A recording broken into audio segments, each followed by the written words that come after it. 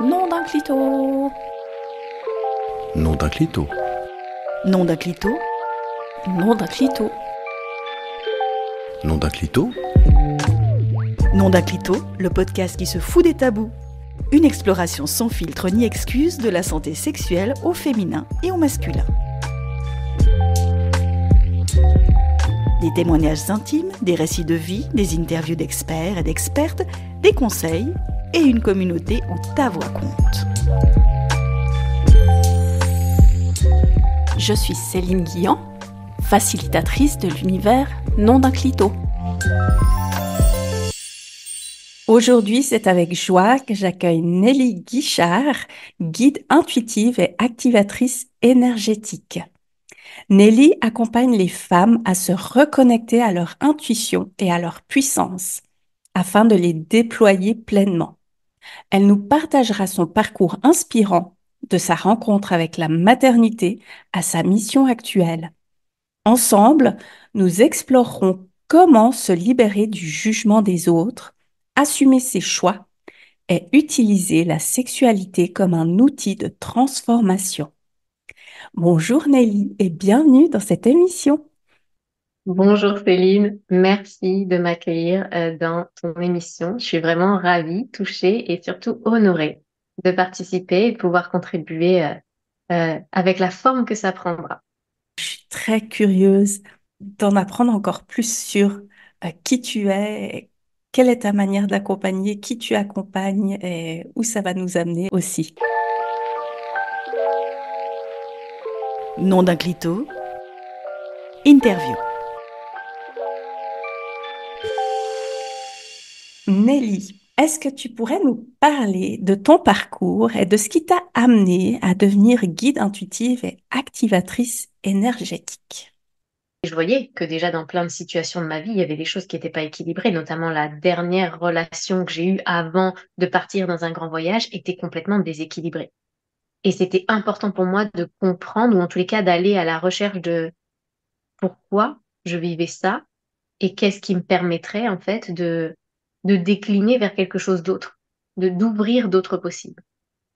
Et c'est à ce moment-là où je me suis dit, mais en fait, c'est ça dont on a besoin. En fait, ce que là j'ai besoin, c'est moi, mais déjà à la version suivante. C'est-à-dire cette femme qui sait que sa guidance intérieure est la plus importante. Que peu importe ce qui se dit, ce qui se fait, ce qui s'est fait depuis des millénaires, toi tu veux le faire comme ça et tu vas l'incarner comme ça. Et c'est comme ça que petit à petit, j'ai déployé ma propre intuition. Je suis allée plonger, je suis allée chercher, je suis allée créer des espaces pour la recevoir. Je suis allée au contact d'outils pour la capter, pour savoir quelle essence elle avait, qu'est-ce que je captais vraiment moi en tant qu'antenne sur cette planète en fait. Et aujourd'hui, c'est une évidence que l'intuition pour moi est un trésor, un joyau. Et l'intuition ne peut pas aller sans la puissance sur laquelle on se repose. Quand je dis puissance, c'est de l'ancrage et c'est ce féminin puissant. C'est ce féminin qui décide et qui, lorsqu'elle sait, se met en marche. Aujourd'hui, j'accompagne les femmes à non seulement se reconnecter à leur intuition, à incarner leur puissance et à faire de leur transformation intérieure quelque chose de normal, quelque chose d'assumé et de sublime. Dans les coulisses, tu m'avais aussi dit que tu as une manière d'aborder la sexualité comme une sorte d'outil de transformation. Est-ce que tu pourrais nous expliquer comment est-ce que tu vois cet aspect et comment tu aides les femmes à explorer leur sexualité de manière plus consciente et libérée? Je n'arrive pas à transmettre quelque chose que je n'ai pas encore validé à l'intérieur de moi. Donc la sexualité, comme outil, si on peut le dire, c'est ce par quoi j'ai cheminé et qui m'a aidé à me révéler en tant que femme, en tant que cette activatrice, en tant que mère, en tant que canal sur cette terre, en tant qu'être plus globalement. La sexualité, déjà, je la vois très grande. Ça n'est pas du tout limité. Aujourd'hui, il y a une majorité de personnes qui pensent que la sexualité, Quand on parle de sexualité, on parle de sexe, on parle de relations intimes entre l'homme et la femme ou entre deux hommes et deux femmes, peu importe. Et pour moi, c'est bien plus grand que ça. Ça va au-delà de ça. Pourquoi j'aime utiliser cet outil? Parce que, eh bien, tout simplement, j'ai plus de tabou. C'est marrant parce que j'ai plus de tabou. J'aime parler avec les mots que j'ai besoin d'utiliser sans me dire, ah bah la personne va peut-être ressentir ça ou la personne va peut-être ressentir ça. Et justement, d'aller au contact que lorsque je parle de sexe, de sexualité, chez les femmes, je vais parler souvent de leur vulve, bah, de voir ce qui se passe en fait. Et ça active déjà. Ça active déjà des espaces. Donc, comment rentrer dans ces espaces en toute confiance, en se sentant en sécurité, surtout chez les femmes où il y a cette grande mémoire d'abus? Eh bien, tout simplement en ouvrant des espaces sacrés. Et à partir de là, quand il y a cette base qui est posée, la personne, elle va naviguer dans cet espace un peu comme elle a envie. Parce que tous les outils vont résonner les uns avec les autres. Les outils, ça va être quoi? Eh bien, ça va aller être déjà de l'introspection sur qu'est-ce qui t'a été apporté, toi, dans ta vie, en termes de sexualité. Qu'est-ce que tu penses de la sexualité? Pourquoi tu penses ça de la sexualité? Et en général, c'est ce qui nous a été transmis. On croit à des choses qui nous ont été transmises. Jusqu'à ce que on se dise, OK, est-ce que aujourd'hui j'ai encore envie de croire à ça? J'ai encore envie de croire que la sexualité, c'est juste un homme, une femme, ou deux femmes ou deux hommes qui sont en rapport intime physique, ou est-ce que j'ai envie de croire à autre chose? Et là où j'ouvre les portes, c'est que moi, la sexualité, on a une sexualité à partir du moment où on arrive au monde. Donc la sexualité ne vient pas s'allumer à un moment donné de préadolescence ou d'adolescence. Elle est là. Elle est là tout le temps.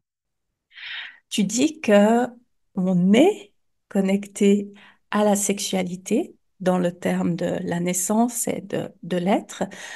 Est-ce que tu pourrais préciser comment tu le vois pour qu'il n'y ait pas de mauvaise interprétation ou que ce soit un poil plus compréhensible pour les personnes qui ne sont pas forcément familières de ce genre de discours?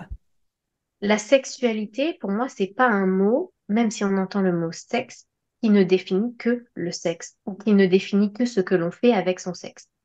C'est l'emploi, je vais dire, d'une énergie présente en nous dès la naissance. Et là, je m'explique. On est petite fille, on est petit garçon, on a une énergie qui nous traverse. C'est cette énergie de la vie. Elle a été en lien dans le ventre de la mère, entre la mère et le bébé par le cordon ombilical.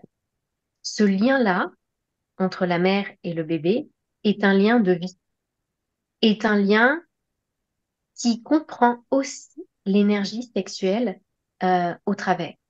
Donc, beaucoup de choses vont être transmises dans ce lien. On le sait, c'est scientifiquement prouvé que le placenta, l'utérus de la mère contient plein d'informations, qu'elle le transmet, que ce soit par l'énergétique ou physiquement, physiologiquement, dans le cordon ombilical. En tous les cas, on est avec ces informations. Lorsqu'on est du verbe naître, on a déjà sa propre sexualité qui est là. Il n'y a rien à définir, il n'y a rien à décrire. C'est juste qu'au fil de notre évolution humaine, hein, je parle bien du corps qui va grandir, on va avoir un contact avec cette sexualité qui peut passer par le contact avec notre sexe, c'est-à-dire que, par exemple, les petites filles et les petits garçons vont découvrir cette partie intime d'elles ou d'eux avec le toucher, mais exactement comme ils découvriront leurs pieds, leurs mains au moment de la marche. Nom d'un clito, abonne-toi et like tes épisodes favoris. Oui, c'est plus clair. Et puis, l'énergie de la sexualité, c'est aussi l'énergie de création. Complètement. Et j'aimerais rebondir là-dessus sur ce que tu dis parce que le lien que je fais entre ce que j'ai dit et ce que tu viens de dire, c'est que le siège, si tu veux, de cette énergie sexuelle dans le corps va se situer là, dans les chakras racines et sacrés, pardon, donc vraiment dans le bas du corps, dans les parties génitales et un peu au-dessus. Cette énergie, elle est là pour nous faire créer, nous mettre en mouvement de créer. Si on ne ressentait rien, si on ne ressent rien d'ailleurs dans ces espaces physiques, il n'y a pas de création. Et quand je dis création, ce n'est pas nécessairement la création génitrice, donc création d'un enfant, d'un être humain, mais la créativité de manière générale. Qu'est-ce que j'ai envie de créer dans ma vie? Donc il y a toute une notion de plaisir avec laquelle reconnecter. malgré tout, par rapport à cette sexualité, hein, donc tu as dit que ça englobe tout, ça englobe beaucoup plus que juste cet acte sexuel. Il y a quand même beaucoup de tabous, pas mal de jugements et il y a quand même pas mal de personnes qui ne s'autorisent pas à vivre ça. Qu'est-ce que tu as envie de dire par rapport à ça et comment est-ce que toi, tu aides les femmes à se libérer et à assumer pleinement qui elles sont? Je viens de toucher du doigt avec un mot le comment j'arrive à accompagner, déjà comment j'ai pu m'accompagner moi et comment j'accompagne aujourd'hui les femmes à ressentir pleinement qui elles sont et à rester alignées avec qui elles sont, loin du jugement, loin des injonctions, loin de la culpabilité. Pour moi, ça revient à une essence, à un essentiel. Je suis, je suis née quelque chose, je suis née qui je suis, et euh, si c'est pas moi qui m'autorise à être qui je suis, il y a personne qui va le faire. La première chose que je vois avec les femmes, c'est est-ce que tu as envie de vivre cette liberté? Ou est-ce que ça te fait trop peur? Parce que c'est OK si ça fait trop peur. Mais il faut que ce soit un choix. Moi, je suis pas là pour les tirer, les amener. Je suis là pour les guider à partir du moment où elles ont déjà fait ce choix. En fait, j'arrive dans leur vie en général au moment où elles ont déjà fait ce choix de s'autoriser leur liberté, de s'autoriser à déglinguer toutes les barrières qui seront sur leur chemin et qui ne font pas sens pour la liberté d'être qu'elles veulent. Ce que je peux comprendre, en tout cas, c'est que à partir du moment où elles s'autorisent, il y aura aussi une notion d'engagement dans leur transformation qui sera aussi plus fortes puisqu'elles sont prêtes à y aller et puis qu'elles se disent, bon, bah, c'est ce que je veux maintenant et puis j'y vais à fond dedans. Oui. Et ça, c'est d'une simplicité indécente. Le choix, l'autorisation, il est fait en amont qu'une chose arrive dans ta vie. Quand tu fais le choix de devenir cette femme que tu as envie de devenir, peu importe, parce que tu sais pas en fait comment faire, tu sais pas quelle forme ça va prendre, tu sais pas au début, tu sais pas, mais tu as fait le choix. Quel type de femmes viennent vers toi? Qu'est-ce qui les attire? Et est-ce que toi, tu as pu remarquer parmi les femmes que tu accompagnes des femmes qui ont souvent un point commun? À la fois, elles sont toutes différentes, et j'adore ça. Elles ont toutes des problématiques différentes, des manières d'être différentes. Donc, j'ai vraiment pas affaire à des femmes qui se ressemblent.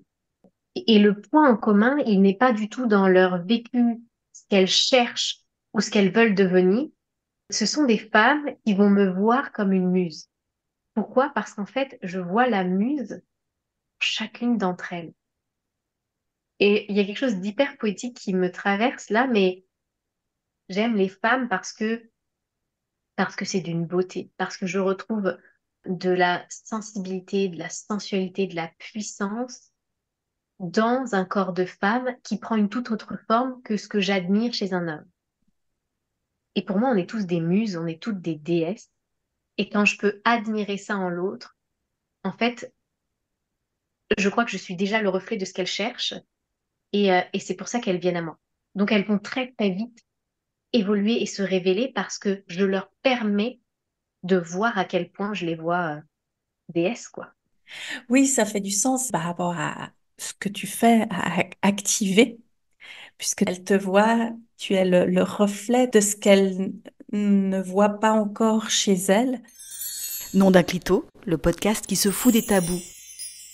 Toi, qu'est-ce que tu aurais envie de dire aux femmes qui nous écoutent, qui sont à cette étape de leur vie où elles ont envie, où elles ressentent ce désir de s'autoriser à enfin être qui elles sont, donc à aller à la découverte de qui elles sont?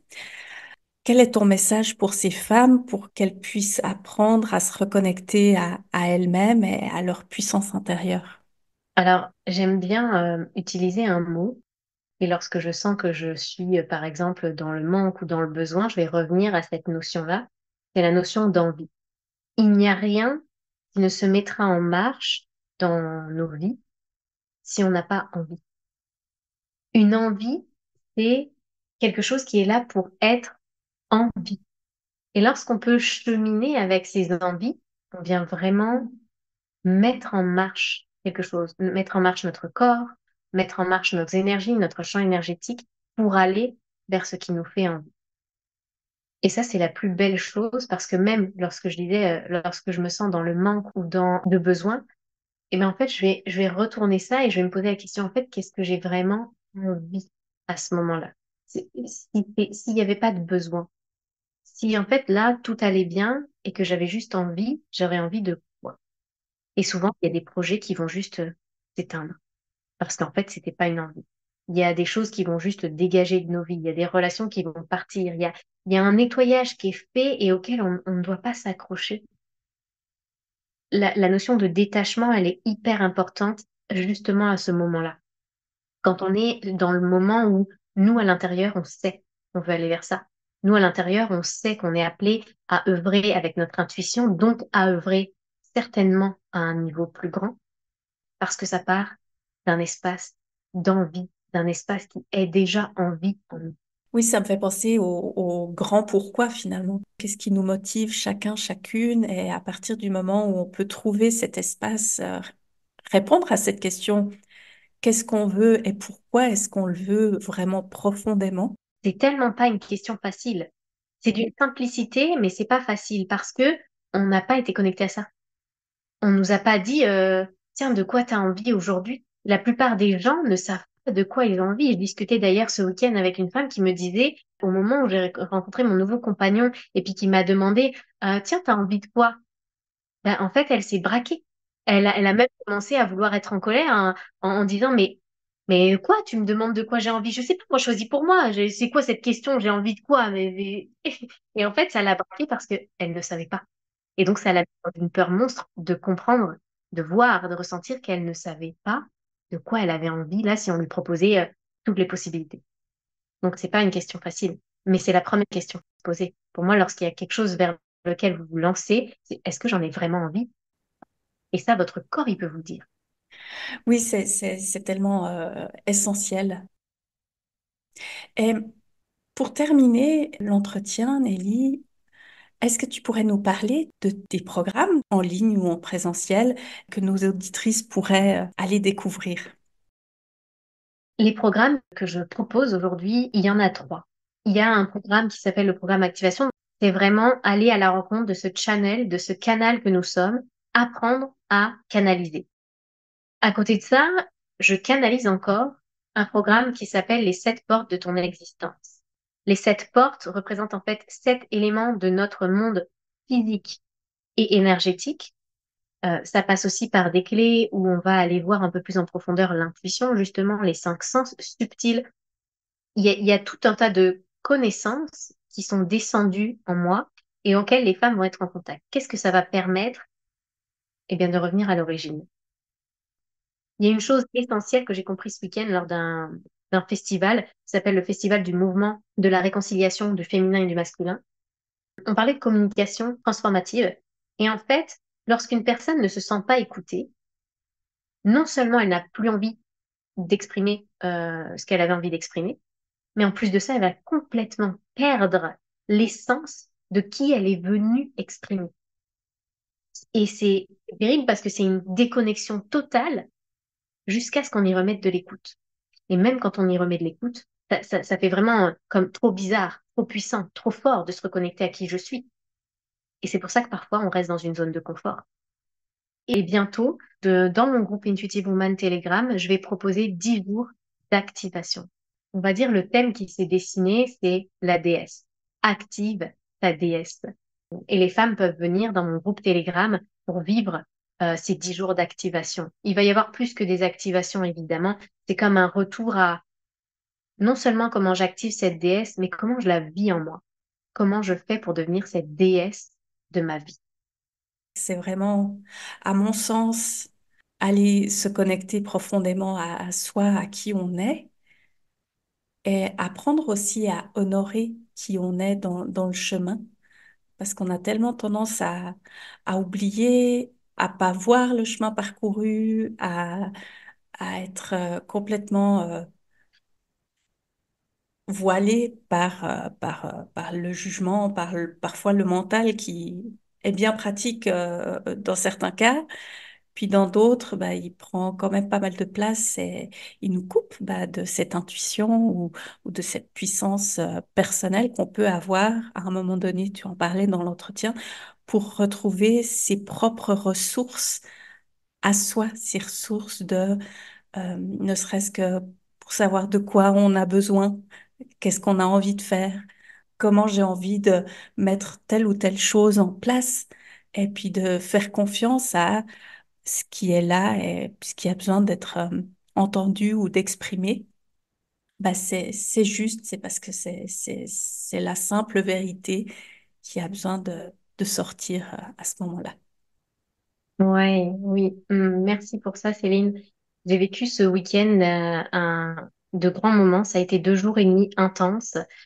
J'ai réalisé en fait à quel point je ne m'étais jamais remerciée de tout le chemin parcouru, de tout ce que j'avais pu mettre en place pour moi, pour mon enfant, pour mon entourage, pour ma famille, voire même pour mes clientes, pour l'humanité, pour tout ce que je veux en fait. Évidemment, remerciez-vous. Évidemment, pensez sur le chemin à vous remercier de tout ce que vous mettez en place, que vous voyez ou pas les résultats, que vous vous jugiez ou pas. Remerciez-vous d'être, c'est tellement essentiel. Merci beaucoup, beaucoup, Nelly, pour ton partage, pour ta présence. Je te remercie, Céline. Je suis en joie. C'était avec beaucoup de plaisir que je suis venue partager avec toi et avec les auditrices de ton podcast. Et à toi, chère auditrice, cher auditeur, merci d'avoir écouté cet épisode de Nom d'un clito. Et si tu veux en savoir plus sur Nelly et ses accompagnements, tu trouveras ses coordonnées dans le descriptif de l'épisode. À très bientôt et rappelle-toi, chaque voix compte. Nom d'un clito, un espace ouvert à toutes et tous. Pour tout savoir sur l'univers Nom d'un clito et ne rater aucun épisode, like et inscris-toi à la Clito News. À bientôt!